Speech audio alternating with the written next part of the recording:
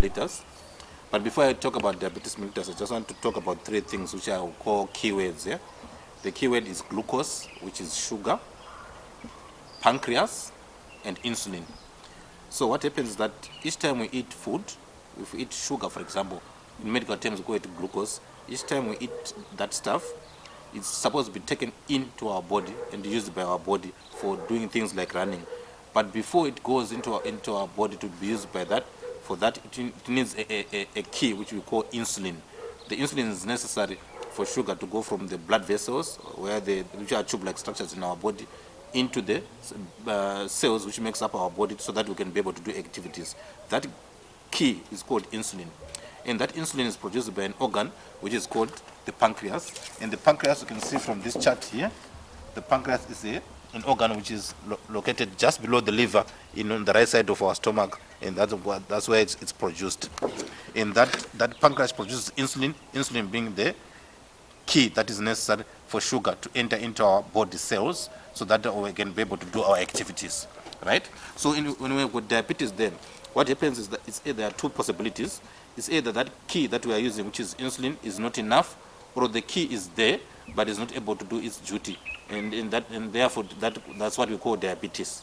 So in other words, diabetes is saying we've got the sugar, but it's running in the tubes, but it's not able to go where it's supposed to be used because the key is lacking or is not enough, and that key is called insulin.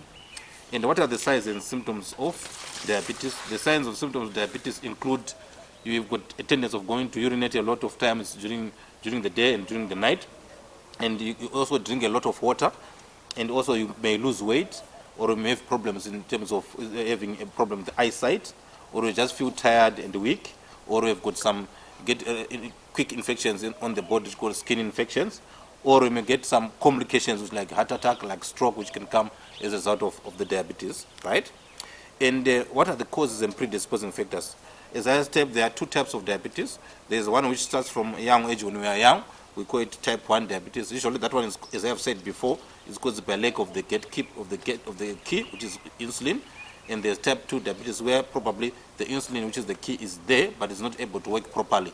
And those are the two types of diabetes that are there. And what are the causes and predisposing factors? Predisposing factors include the family history. If you've got the family history of people in your clan who have got diabetes, then your chances of getting diabetes are also increased. Also, what is also associated with the way the way you eat your food, whether you're exercising or whether we are overweight, it's also associated with that picture is also associated with diabetes. And then in terms of management, how do we manage diabetes? There are two ways of managing diabetes which we use together in combination.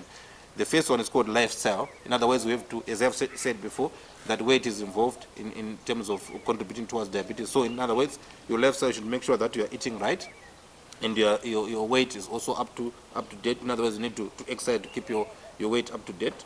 And in terms of the weight, there's what we call body mass index, which you need to be below 25. I will show you later on in the next video how to calculate that. And besides that lifestyle treatment, we also have got what we call medicinal treatment, which comes in two forms.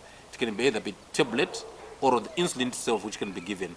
So we usually do it stage by stage.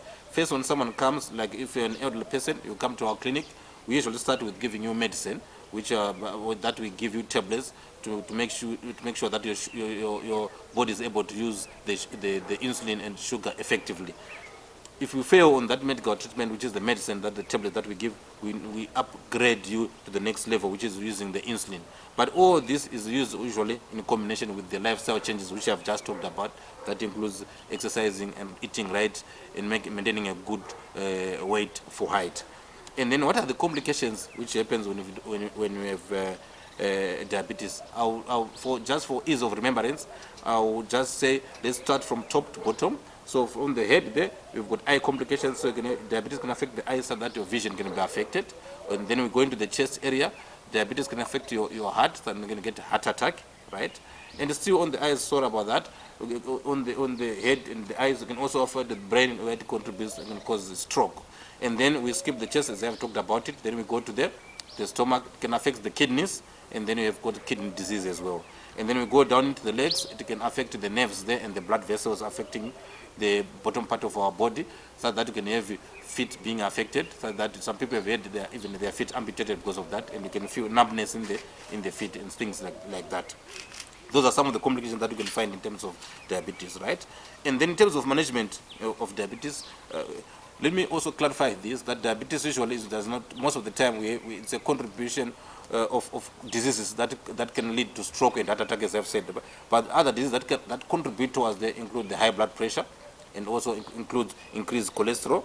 So it means when you are managing diabetes, you need to make sure that, one, your BP is also controlled, your sugar is also controlled, your cholesterol is also controlled, and you are exercising regularly. So I will summarize it by saying that you always, as a person who has got diabetes, you need to remember the ABCDE principle of preventing of diabetes. A, we usually give a tablet called aspirin that we use for prevention of stroke and heart attack. B stands for BP control. You need to make sure that your BP is well controlled. C, you need to make sure that your cholesterol is well controlled.